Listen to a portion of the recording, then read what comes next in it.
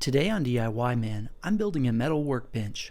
This one's cool because it fits in the back of a van and the door folds down into an extra workspace. Pretty cool, right? Now I'll show you how I built it. Hey, let's head into town and get some metal for this project.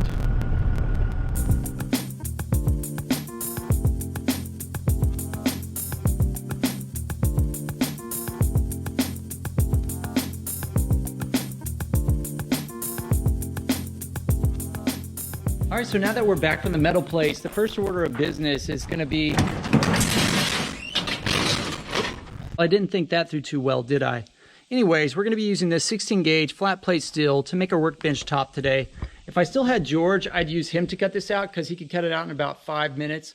But I had to sell him a while back, so we're going to be using a 4.5 inch angle grinder to do this today. First world problems.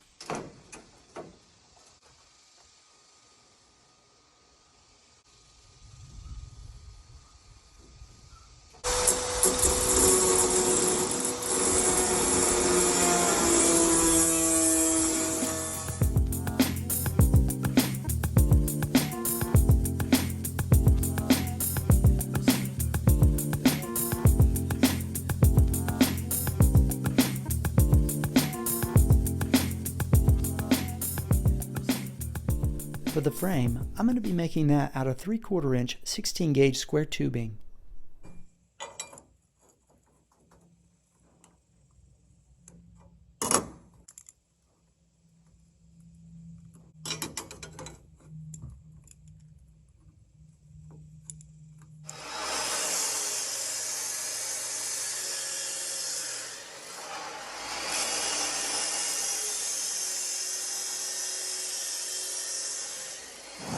Alright, it's about time to start the welding. Before we do that, I want to show you the welding rods I'm using. Today we're welding 16 gauge material, so you want a welding rod that'll actually weld it good without burning through.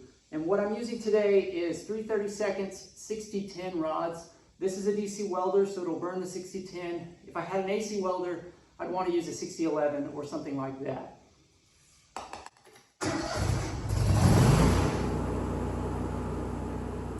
Alright, so I'll start by tacking together the frame for the workbench top, making sure that everything is square along the way, and we want it completely assembled before we do all the welding.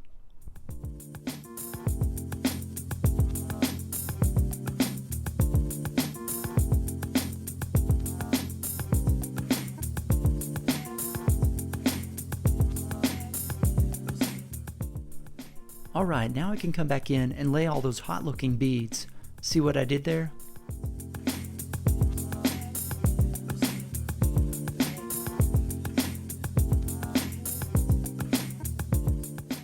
Before I can attach the flat plate steel to this frame, I'm going to have to grind the top off just a little bit.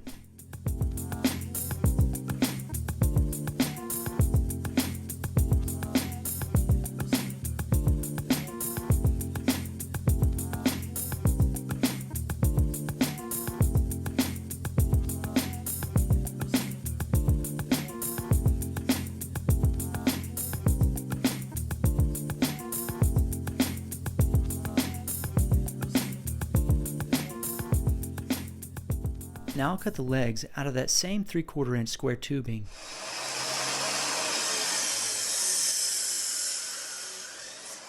Next, I'll weld them to the 4 corners, making sure they're square. And once again, I'm only tacking these on. I'm not welding them all the way yet. Now for this next part, I'm going to be using 3/4 inch angle iron. I think this stuff is an 1/8 inch thick. I can't remember though.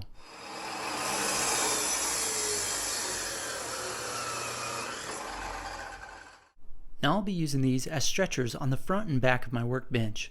I'll also put one of these on the sides where I'm going to have a wooden shelf.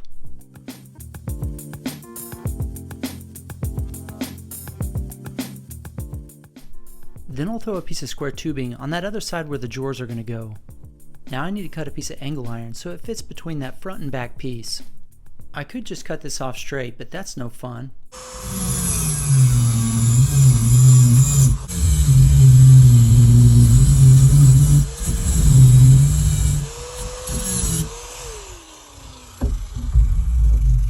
This isn't quite enough. You have to cut that long side down a little too.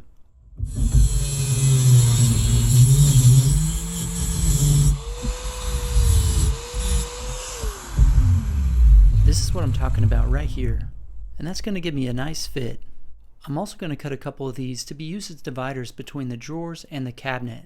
On the tops of these pieces, I'm just cutting those straight. Alright, time to weld these pieces in.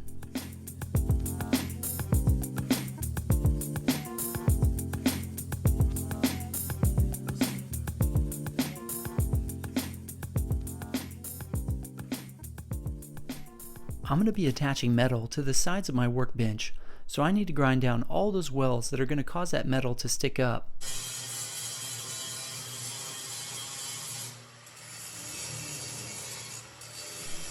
Here's some old shelving that I'm going to use for the bottom of this workbench. These are basically big pieces of angle iron.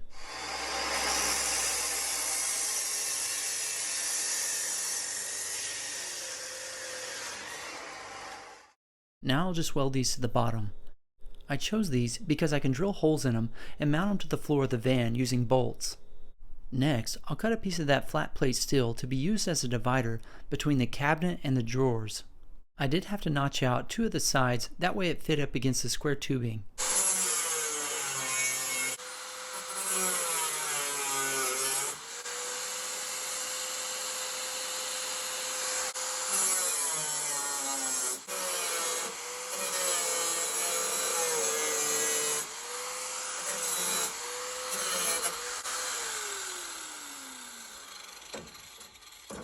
Alright, now I can go ahead and throw this piece in here, then I'll go ahead and tack it, then it's ready to be welded.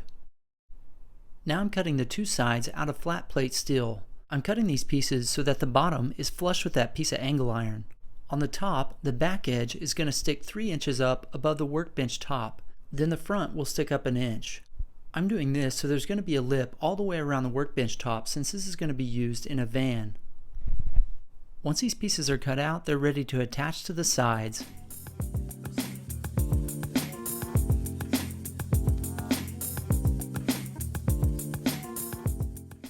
Now it's time to cut out a piece of metal that's going to cover the back of my workbench. This piece is going to cover the bottom edge of my angle iron. Then it'll stick up 3 inches from the top of the workbench.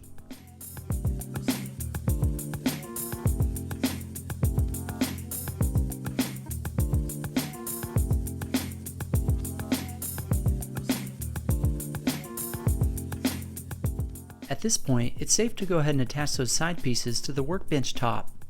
Today's video is intentionally brought to you in non-HD quality. That way no one here judges my welds. I'm not a pro at welding by any means. Once I do that, I'll go ahead and put a piece of 1-inch strapping on the front side of this workbench.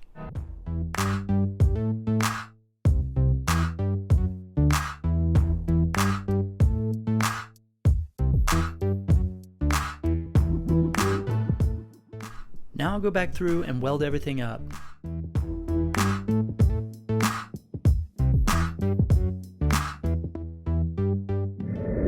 Here I'm framing up a little door for the cabinet side of this workbench. I'm building this out of that 3/4 inch square tubing.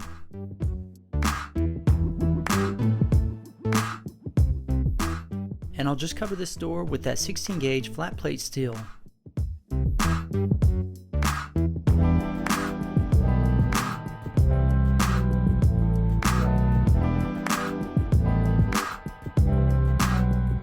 In this clip, I'm welding in a couple pieces of angle iron into the cabinet side of this workbench.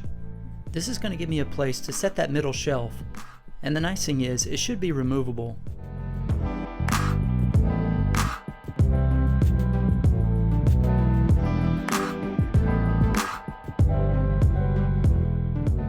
To attach this door, I'm using a couple of weld-on hinges. Now you can weld on normal door hinges for this, but to me they don't look quite as good as these once they're welded on.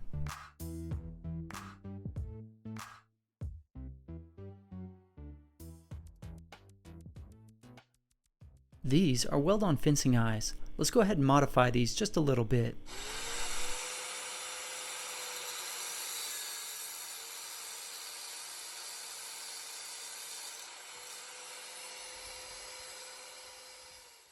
Once those are modified, I'm going to go ahead and weld these onto the door here.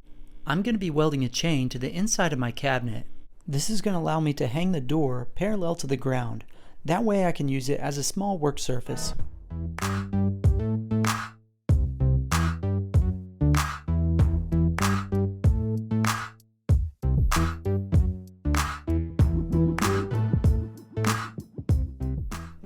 Now I'm going to be using a couple 1x12s to mount my drawer slides.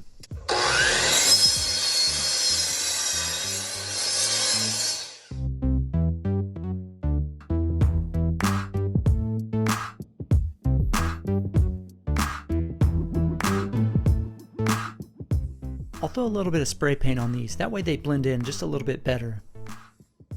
I'll put some paint behind them too to prevent rust.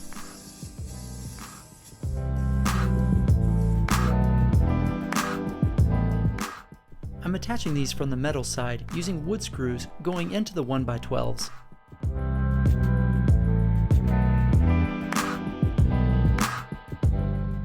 Next, it's time to build a couple drawers.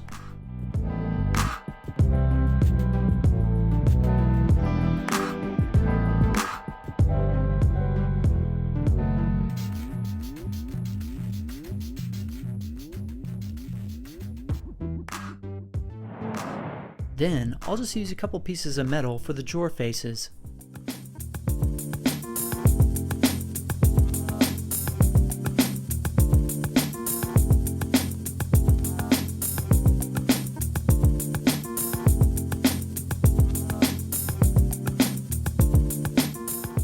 Next, I'll add a homemade latch.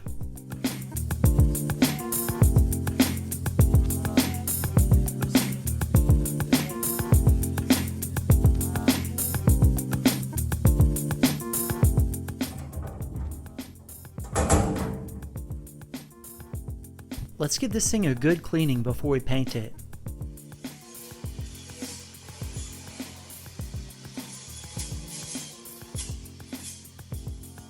I think I'll try this rubberized coating for the top. That might be kind of cool.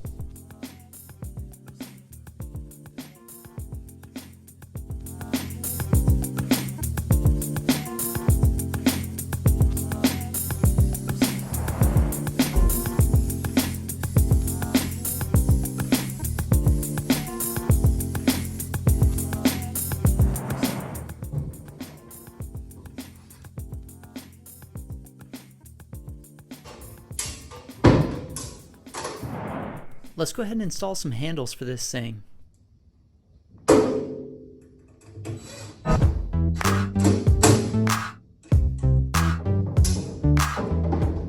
Now this guy's done and ready to install.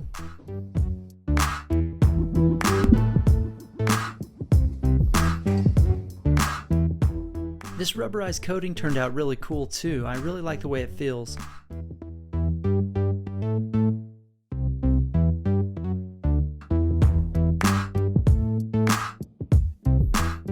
If you enjoyed this video, would you smash that like button for me?